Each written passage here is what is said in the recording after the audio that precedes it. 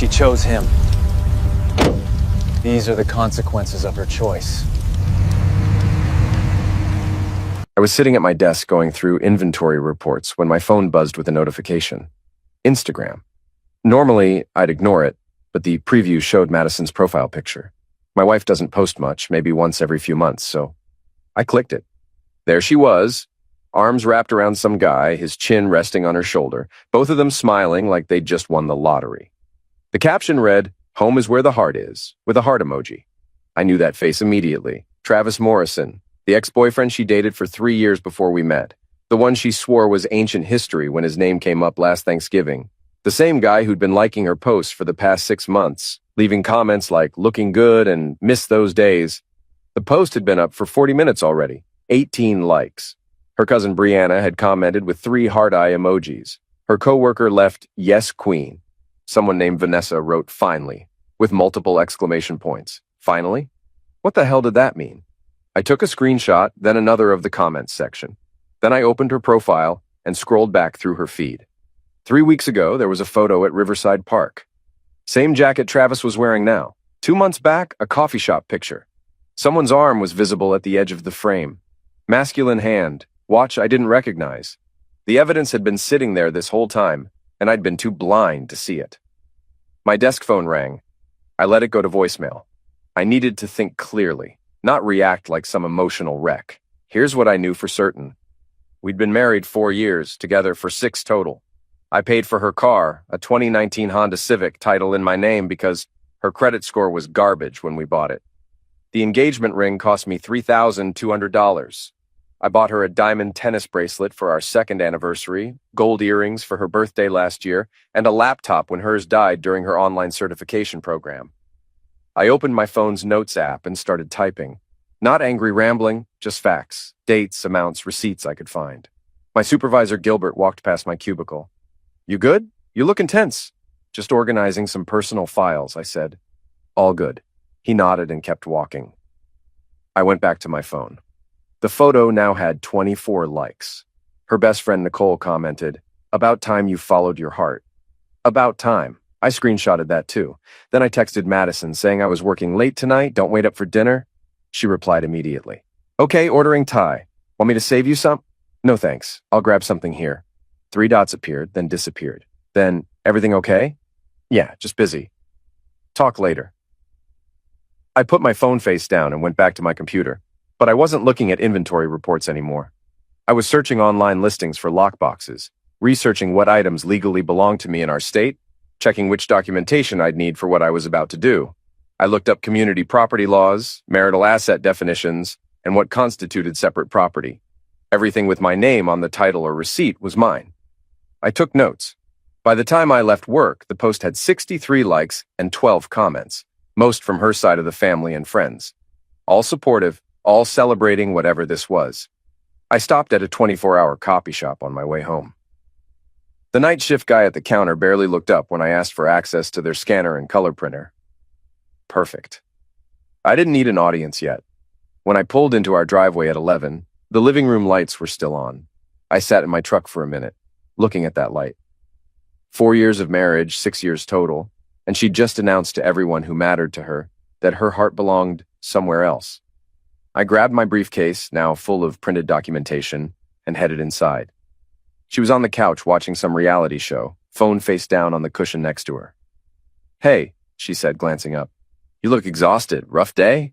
"Long day," I corrected. "I'm going to take a shower and crash." "Want to watch something together first?" I looked at her. Same woman I'd married, same smile, same voice that had said "I do" in front of 100 people. "Maybe tomorrow," I said. "I'm beat." She shrugged and turned back to the TV.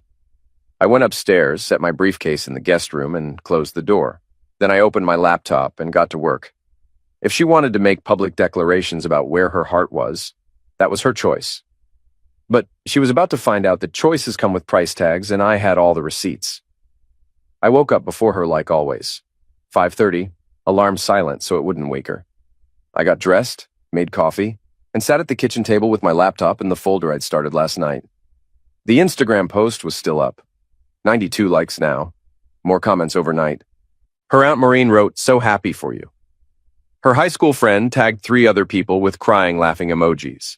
I heard her footsteps upstairs. Shower running, hairdryer going, the usual routine. She came down at 7 wearing the earrings I'd bought her, gold hoops, $340 at the jewelry store downtown. She'd cried when I gave them to her, said they were too expensive, that I shouldn't have. "Morning," she said, pouring herself coffee. "You're up early." "Couldn't sleep," I said, closing my laptop. "Lot on my mind." She leaned against the counter, sipping her coffee, watching me. "Work stuff, among other things. Want to talk about it?" I looked at her directly. Not yet. She frowned slightly but didn't push. "I'm meeting Hadley for lunch today, that new place on 5th Street. Hadley Quinn, her friend from the gym, the one who'd been encouraging her to live her best life for the past year." I'd met her twice, didn't like her either time. "Have fun," I said. "You're being weird," she said, setting down her mug. "What's going on?" "Just tired, like I said last night." She studied me for another moment, then shrugged. "Okay, well, I'll be back around 3. After she left, I went to the garage. Everything I'd bought her over the years was cataloged in my head, but I needed physical proof for what came next. The tennis bracelet was in her jewelry box upstairs. The laptop was on her desk in the spare bedroom. The car was the big one, though. I went to my filing cabinet and pulled the title. My name only. Purchased outright 2 years ago when her previous car died and she had no savings to replace it. I photographed everything. The title, the receipt from the jeweler, the Amazon order confirmations for the smaller items, credit card statements showing the charges. I uploaded them all to a cloud folder, then backed them up on a thumb drive. I wasn't taking any chances. My phone rang. My brother Marcus. "You see her Instagram?" he asked immediately. I saw it. "Dude, that's messed up. You know who that guy is? Her ex, Travis. And she just posted that publicly with that caption. What are you going to do?" "Handle it." "That's not an answer." "It's the only answer you're getting right now," I said. "I'll call you later." "Don't do anything stupid." "I won't do anything stupid," I promised. But I'm also not doing nothing. I hung up and went back to my documentation. By noon, I had every major purchase itemized, photographed, and verified with receipts. I created a simple spreadsheet listing each item, purchase date, amount spent, and current estimated value. The car was worth around $12,000, the ring, $3,000, the bracelet, maybe $700, the earrings, $300, the laptop, $400 to $500. Total value of assets, over $16,000. The doorbell rang at 1. I wasn't expecting anyone. Through the peephole, I saw my father-in-law, Robert. I opened the door. "Can I come in?" I stepped aside. He walked into the living room, hands in his pockets, looking uncomfortable. "I saw the post," he said finally. "Seems like everyone did." "Look, I don't know what's going on between you two, but that photo, that caption, it's not right. I wanted you to know that Linda and we don't approve of whatever she's doing. We didn't raise her to treat marriage like that." I nodded slowly. "I appreciate you saying that, Robert. Are you two going to work this out?" "That depends entirely on her," I said. "But between you and me, Robert, when someone tells you who they are, believe them the first time. She just told the entire internet where her heart is. I'm just deciding how to respond." He looked at me for a long moment. "You're calmer than I expected." "I'm plenty angry," I said. "I'm just not stupid." He left 20 minutes later after some awkward small talk about the weather and his golf game. But before he walked out, he turned back and said, "Whatever you decide to do, I won't blame you." After he left, I sat down and opened Facebook, then Craigslist, then 3 local buy and sell groups. It was time to turn documentation into action. I started typing the first listing. Honda Civic, 2019, silver, 35,000 miles, clean title. Then I added the part that would change everything. My finger hovered over the post button for maybe 5 seconds. Then I clicked it, and I didn't stop there. The first post went up at 2:15 p.m. Honda Civic, 2019, silver, 35,000 miles, excellent condition, title in my name. Then I added the description that mattered. Vehicle used by soon-to-be ex-wife who decided her ex-boyfriend was more interesting than our marriage. Posted their reunion photo on Instagram with "Home is where the heart is" as the caption. Clean title, all maintenance records included. She can find her own ride to see him now. $12,500 or best offer. Marriage over? She chose him. Everything must go. I posted it to Facebook Marketplace, 3 local buy and sell groups, and Craigslist. Then I moved to the next item. Engagement ring, white gold, 14 karat, 1 carat center stone, original appraisal included. Bought this for a marriage that lasted until she decided nostalgia was more valuable than commitment. Appraised at $3,200, will accept best reasonable offer. Tennis bracelet, gold earrings, the laptop. Each one got its own post with photos and a brutally honest description. I didn't curse, didn't rant. Just stated facts with enough context that anyone reading knew exactly why these items were for sale. By 3 o'clock, I had 12 posts live across different platforms. By 3:30, the shares started. My phone buzzed. A message request on Facebook from someone I didn't know. Dude, I'm sorry about what happened. That's rough. Is the bracelet still available? Another notification. Someone shared my car post to a group called Nashville Area Drama. Then another share to Savage Divorces support group. The comments started rolling in. This man said I'm done playing games. She really thought posting that was a good idea. The way he documented everything, king behavior. I'll take the earrings if they're still available. My wife would love them. And honestly, I respect the energy here. A legitimate offer came through at 3:45. Someone named Mike wanted to see the car that evening. I scheduled it for 7. Another offer on the ring. A woman named Jennifer asked if I could meet at a coffee shop so her jeweler could verify authenticity. I sent her the appraisal documents and agreed to meet Saturday morning. By 4, my posts had been shared over 200 times combined. People were tagging their friends, commenting with popcorn emojis, debating in the comment sections whether I was justified or petty. I didn't care about the debate. I cared about the offers. My phone rang. Unknown number. I let it go to voicemail. Then another call. Another unknown number. I silenced my phone and went back to responding to genuine buyers. At 4:30, my phone started buzzing continuously. Text messages from numbers I didn't recognize. Voicemails piling up. I checked one. Hi, this is Patricia from Channel 5 News. We saw your post circulating online and would love to speak with you about your story. Please call me back. I deleted it. Another voicemail. This one from her sister, Chelsea. What the hell is wrong with you? Take those posts down right now. You're humiliating her. Call me back. Not a chance. At 5, Marcus texted me. Bro, your posts are everywhere. I mean, everywhere. My girlfriend showed me one that got reposted to Twitter. You're trending. I replied. Good, let it spread. Another message, this time from my coworker, Gilbert. Just saw your car listing in my neighborhood group. Someone shared it. This is how you handle disrespect? Stay strong, man. The messages from buyers kept coming. Someone offered $3,000 cash for the ring. No questions asked. Could meet tonight. Someone else wanted the bracelet and earrings as a set, offered $800. At 5:45, my phone rang from her number. I stared at it for 3 rings, then answered. Where are you? She asked immediately. Her voice was shaking. At home. Where else would I be? Did you post my car for sale online? Correction, I posted my car for sale online, the one with my name on the title. Are you insane? People are sending me screenshots. My entire family is calling me. My mom is crying. Funny, I said calmly. When you posted that photo with Travis, you didn't seem concerned about how your family might react. That's completely different. You're right, I said. Your post was about feelings. Mine is about assets. Much more straightforward. Take them down, right now. Can't do that. Already have a buyer scheduled to see the car at 7. Guy named Mike, seems genuine, offered $12,000 cash. I'm not wasting his time. You can't sell my car. Again, my car, my name, my money that bought it. You just drove it. That arrangement is ending. She was either crying or hyperventilating. Hard to tell over the phone. You're doing this to punish me. I'm doing this because you made your choice public, I said. I'm just making the consequences equally public. You wanted everyone to know where your heart is. Now everyone knows what that decision cost. I'm coming home right now. Don't you dare meet with anyone.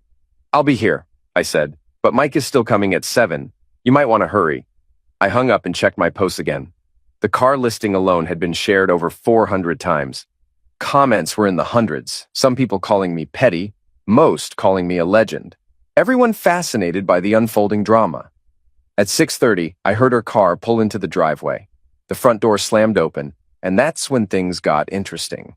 She stormed into the living room where I was sitting with my laptop, still responding to messages. Her face was red, mascara smudged under her eyes. Take them down now! I didn't look up from my screen.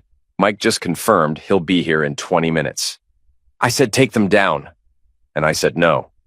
She grabbed my laptop. I let her. She stared at the screen, scrolling through the messages. 53 unread offers, questions, people asking for updates on what's sold. This is insane, she whispered. People are messaging me. My boss saw it. My Aunt Maureen called my mom asking what's happening. Do you understand what you've done? I stood up and took the laptop back from her hands. I understand exactly what I've done. The question is, do you understand what you did? It was just a photo with your ex-boyfriend, I said. Caption saying home is where the heart is, posted publicly where everyone we know could see it. Just a photo? I pulled out my phone and showed her the screenshot. 92 likes, 15 comments. Your cousin said, finally. Your friend said, about time you followed your heart. So tell me, what exactly was I supposed to think? You could have talked to me. Like you talked to me before posting it? Like you mentioned you'd been seeing Travis again, meeting him at parks and coffee shops? Letting him back into your life while wearing the earrings I bought you? Her mouth opened, then closed. She hadn't expected me to know about the other meetings. How did you... Your Instagram isn't as private as you think, I said. And when you post someone's arm in a photo, maybe make sure they're not wearing a watch I've never seen you buy me. She sat down on the couch, head in her hands. It's not what it looks like. Then what is it? Explain it to me. Use small words so I understand. Travis and I reconnected a few months ago. We were just talking, catching up. It wasn't physical. We didn't do anything wrong. You posted a photo that announced to everyone who matters in your life that your heart belongs with him. That's not nothing. That's a declaration. I didn't mean it like that. It was just a caption. Words mean things, I said flatly. When you say home is where the heart is while wrapped around another man, people draw conclusions. Your family drew conclusions. Your friends drew conclusions. I drew conclusions. And you know what? You didn't take it down. Even now, it's still up. She pulled out her phone frantically and opened Instagram.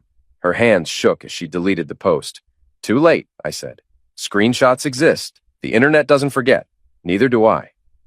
The doorbell rang. Mike, right on time. Don't answer that, she said quickly. I walked to the door and opened it. Mike was mid-40s, wearing a Titans cap and work boots. He nodded at me. You the guy with the Civic?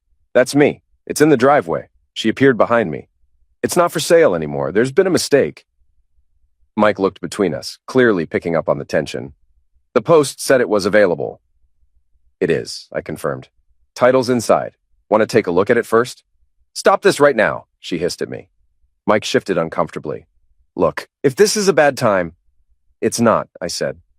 Give me 2 minutes. I went to my office and grabbed the title, maintenance records, and the spare key. When I came back, she was standing in front of Mike, arms crossed. This is my car. He can't sell it. Title's in my name, I said, showing Mike the document. Bought and paid for by me. She drove it, but it was never transferred to her name.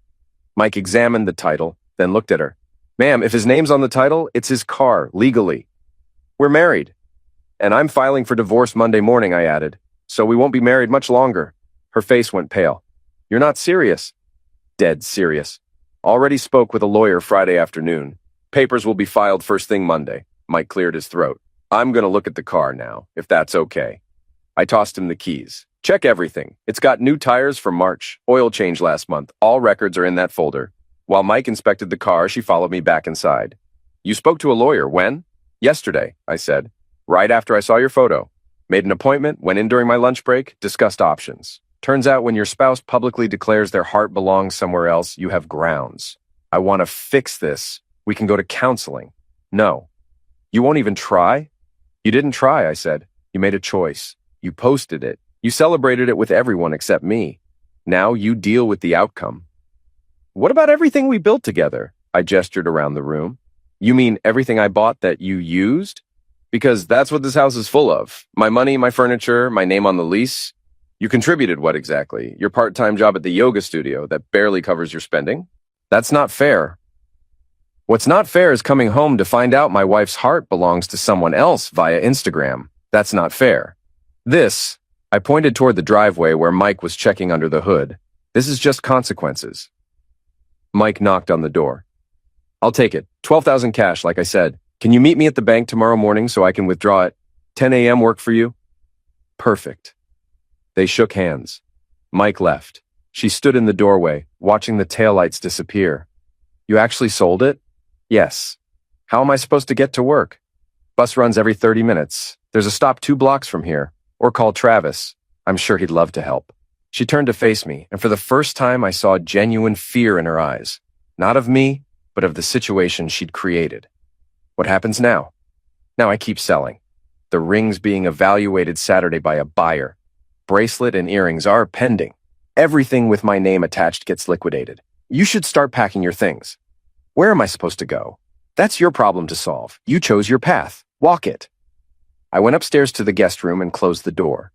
My phone was still buzzing with notifications, messages, offers, and I answered every single one. By the time I went to sleep, I had buyers lined up for almost everything. Saturday morning, I met Jennifer at a coffee shop on 12th Avenue.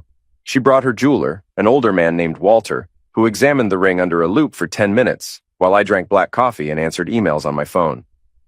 It's authentic, Walter confirmed.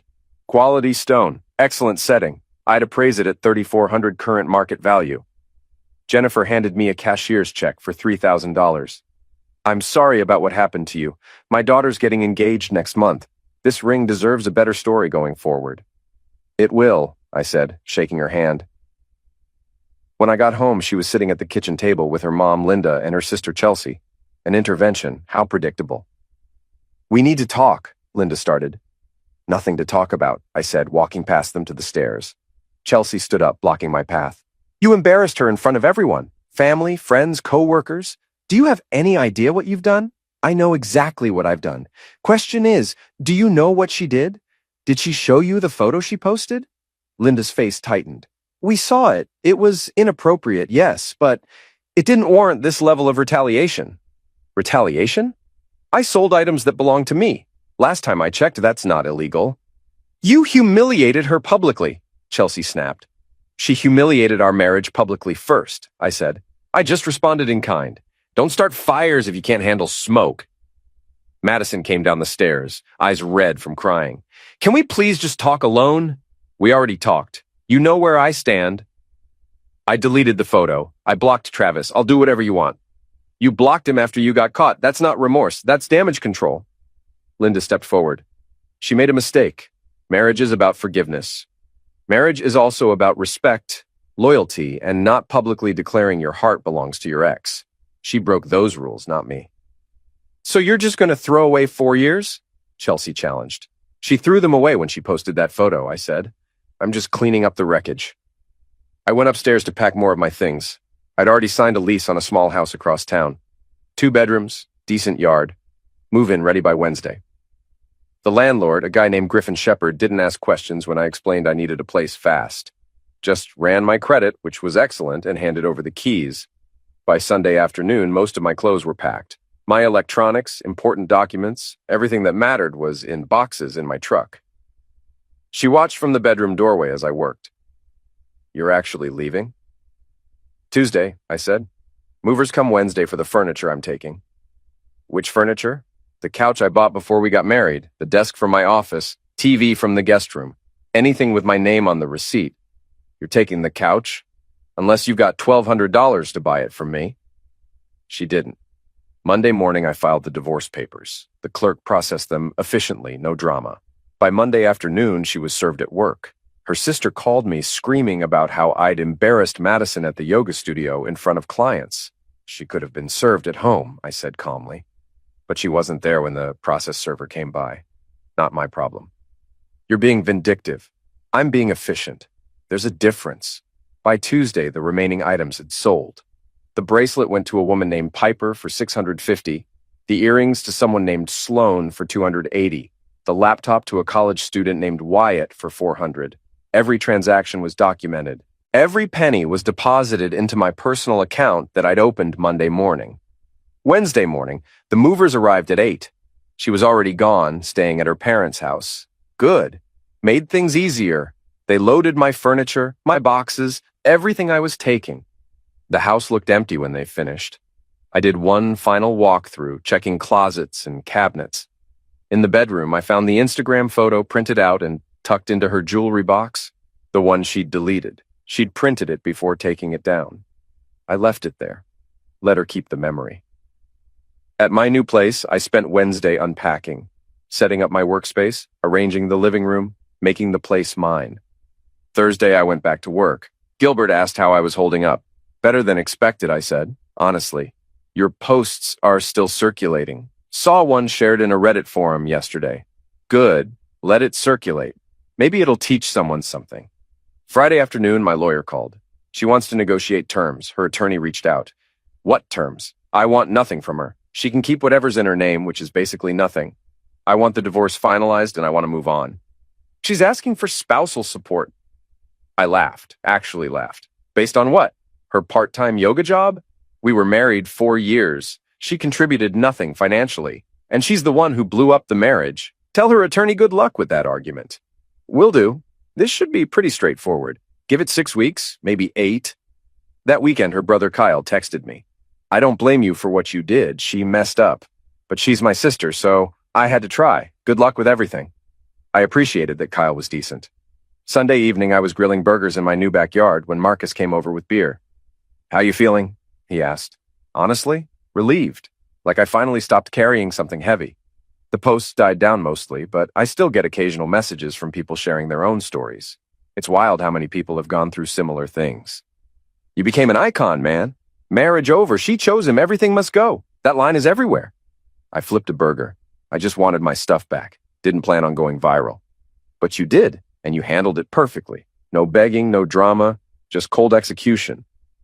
It wasn't cold, I said. I was angry. Still am sometimes. But I wasn't going to let that anger make me stupid. Did Travis ever reach out? Nope. Disappeared the second things got messy. Turns out he only wanted her when she was safely married to someone else.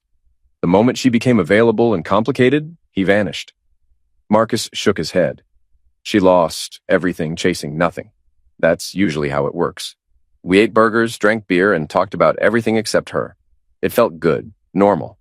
Later that night, I got one final message from her. I'm sorry for everything. You deserve better. I stared at it for a long time. Then I blocked the number. She was right. I did deserve better, and now I had the chance to find it. 8 weeks later, I sat in a courthouse conference room. My lawyer, David Chen, had the final papers spread across the table. Her attorney, Sarah Matthews, sat across from us with her client. She looked different, thinner, tired. The earrings were gone, so was the confidence. Judge Armstrong reviewed the settlement. No spousal support, no shared assets because there weren't any to share. Clean split. She kept her clothes and personal items. I kept everything else because everything else was mine. Any objections? The judge asked. Her attorney glanced at her. She shook her head. Then this marriage is dissolved. Papers will be filed today, effective immediately. That was it. 4 years, ended in 12 minutes. Outside the courthouse, she caught up to me. Can we talk? Just for a minute. Nothing left to say. I need you to know I regret everything. Travis was a fantasy. You were genuine, and I destroyed it. You did. Do you hate me? I looked at her, considered the question. No, I don't hate you. I just don't care anymore. That's worse. Probably. She nodded, tears forming. I deserve that. Yeah, you do. I walked to my truck. Marcus was waiting, leaning against the passenger door. Done? He asked. Done. We drove back to my place. The house felt like home now. I'd painted the living room, bought new furniture with the money from selling her stuff, had a small gathering last weekend. Friends from work, couple guys from the gym, normal life.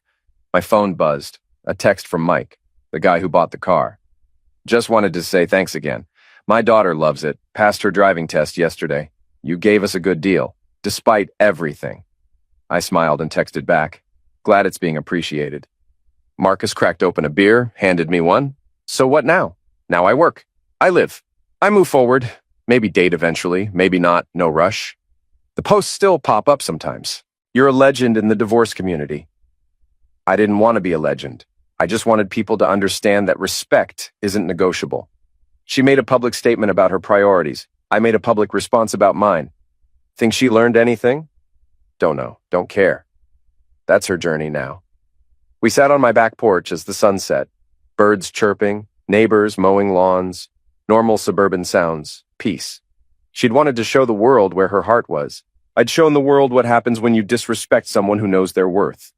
No begging, no second chances, no tolerance for betrayal, just consequences delivered with precision. And when the dust settled, I was the one who came out whole. She chose him. I chose myself. Best decision I ever made.